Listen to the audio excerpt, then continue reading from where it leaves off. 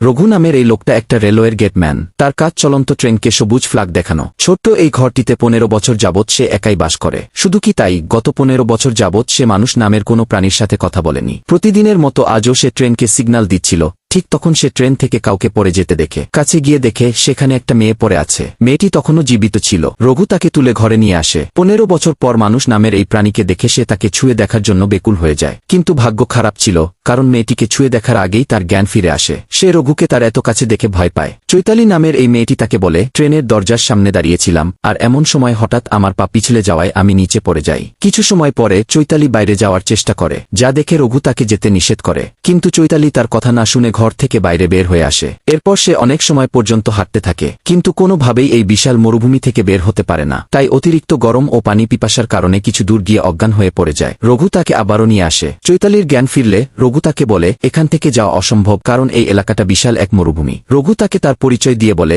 15 বছর যাবৎ রেলওয়ের গেটম্যান হিসেবে আছি। আমি বুঝতে পারছি তোমার বাড়ি যাওয়া খুব দরকার। চিন্তা কোনো কারণ নেই, এখানে রেলওয়ে অফিস থেকে প্রতিদিন একবার করে ফোন আসে। আজ ফোন আসলে তোমার কথা আমি তাদের বলবো। এমন সময় হঠাৎ ফোন বেজে ওঠে। তাই রঘু ফোন রিসিভ করে চৈতালির কথা বলতেই যাবে, এমন সময় চৈতালি এসে ফোনটা কেটে দেয়। এতে রঘু অবাক হয়ে চৈতালির দিকে তাকিয়ে থাকে, কারণ সে বুঝতে পারছিল না যে চৈতালি এমন কেন করল। এরপর চৈতালি তাকে বলে, আমি একজন ডাক্তার, আর সেই সুবাদে জেনজু নামের এক পেশেন্টের সাথে আমার পরিচয় হয়। তার চিকিৎসা করতে করতে আমি তার প্রেমে পড়ে যাই। তাই আমরা দুজন একসাথে থাকতে শুরু করি। এভাবে বেশ কিছু সময় খুব ভালো কাটে আমাদের। কিন্তু হঠাৎ সে আমার সাথে কেন জানি আবারও সাইকোর মতো ব্যবহার শুরু করে। শুধু তাই নয়, সে আমার গায়ে হাত পর্যন্ত তুলে। আর তাই আমি সেই সাইকোর হাত থেকে বাঁচার জন্য ট্রেন থেকে লাফ দেই। চৈতালির কথা শুনে রঘুর খুব খারাপ লাগে। কথা শেষে চৈতালি গোসলখানায় গোসল করতে ঢুকলে রঘুর চোখ হঠাৎ গোসলখানার দিকে যায়। সে পর্দার আড়াল থেকে ছায়ার মতো চৈতালির নগ্ন শরীর দেখতে পায়। চৈতালির নগ্ন শরীর দেখে রঘু নিজেকে ধরে রাখতে পারে না। সে তাকে আরও কাছ থেকে দেখার জন্য তড়িঘড়ি করে গোসলখানার সামনে এসে দাঁড়ায়। ঠিক তখনই পর্দার ফাঁক দিয়ে চৈতালির পিঠের কিছু অংশ দেখতে পায় সে,